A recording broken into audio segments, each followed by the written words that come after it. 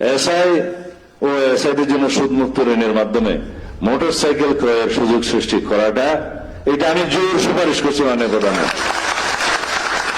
এটা আমাদের দায়িত্ব পালনের জন্য এবং তাদের কর্মদক্ষতা উৎসাহ বৃদ্ধির জন্য সহায়ক হবে। মিনিস্টার সাহেব, এখানে একটি বিষয় আছে, আমি যারা এটা চাচ্ছেন অবশ্যই ভ্যালিড রিজন আছে সুদমুক্ত এই সহযোগিতা চাওয়ার জন্য, মোটরসাইকেল কেনার জন্য। তবে এখানে বোধহয় একটা নৈতিক বিষয় যদি আমরা বিবেচনা করি, বিষয়টি হচ্ছে আমরা ব্যবস্থা করবার চেষ্টা অবশ্যই করব যাতে এই সমস্যাটা অ্যাড্রেস করা সম্ভব হয়। বাট আমরা কৃষককে যখন, যে কৃষক মাঠে কষ্ট করছে সেই কৃষককে আমরা সুদ সহ লোন দিচ্ছি।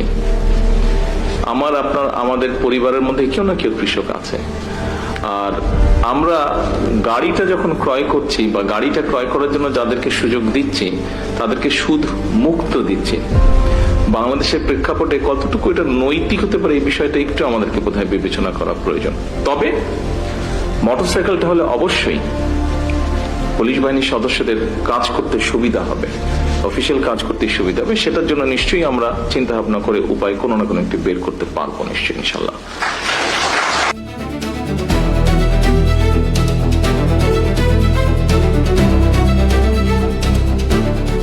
দিনাজপুর টিভি, মানুষের জীবনের কথা বলে।